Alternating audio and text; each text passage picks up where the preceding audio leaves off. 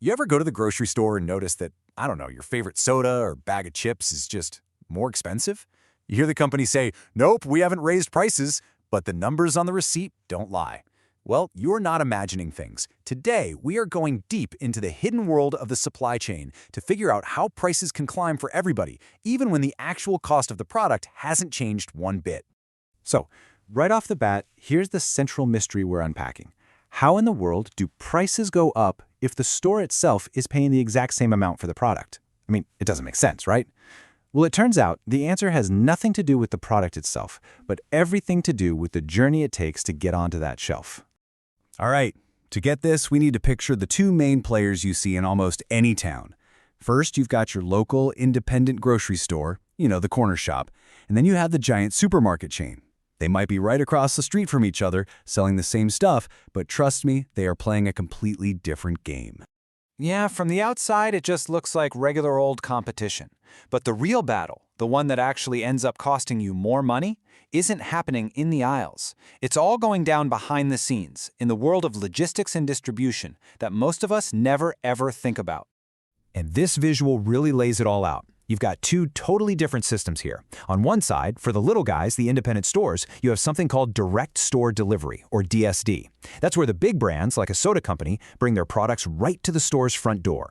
The huge chains? Oh no, they've got their own massive warehouses and truck fleets. They handle everything themselves. Just look at the difference in complexity.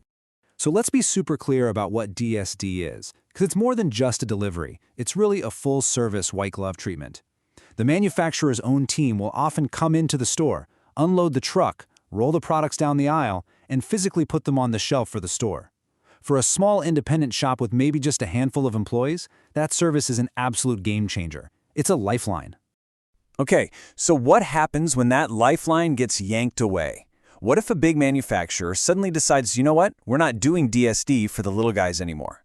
They'll still sell them the product, sure, but that crucial service is gone. This, right here, is where our price mystery really starts to click into place. All of a sudden, that small store is completely on its own. Now they have to scramble to find a middleman, a third-party wholesaler, to get the product. They've got to arrange their own shipping. They have to pull their own staff off the registers to unload trucks and stock shelves. Every single one of these new steps adds cost, a new markup, a new inefficiency.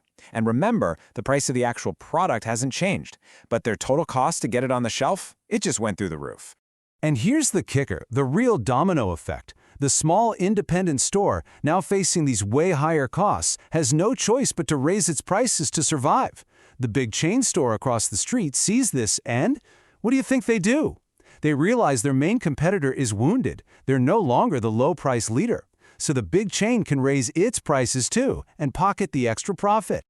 And that's how it happens. One quiet, logistical decision by a manufacturer to pull a service from one type of store ends up making groceries more expensive for every single person in that neighborhood. The chain store costs more, the local store costs more. No matter where you decide to shop, you are paying more. And believe me, this isn't just about paying an extra quarter for a gallon of milk.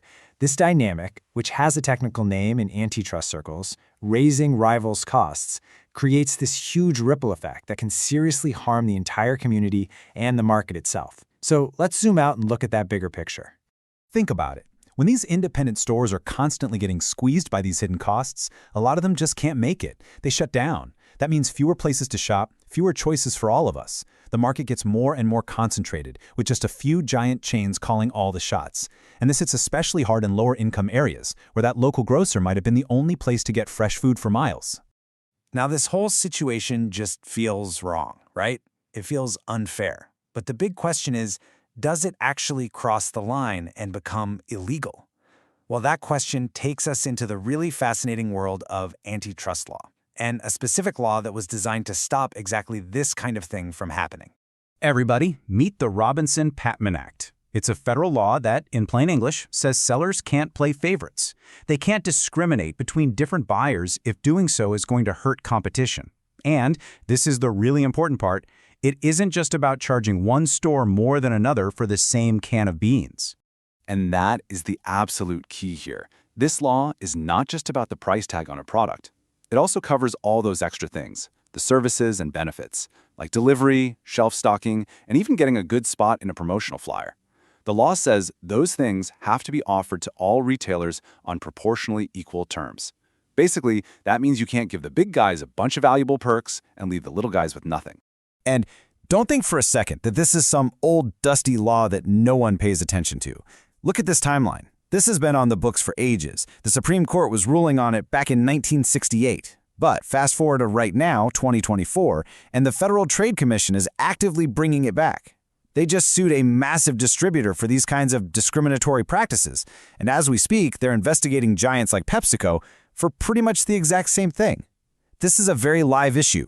So there you have it. A seemingly boring change in logistics can ripple out to raise your grocery bill, close local stores, and reshape your entire community. It really makes you stop and think, right? If this is happening with something as basic as groceries, where else are these hidden games being played? Where else are hidden costs secretly driving up the prices you pay for, well, everything? It's a huge question, and as regulators start dusting off these old laws, the answer could end up changing a lot more than just the price of milk.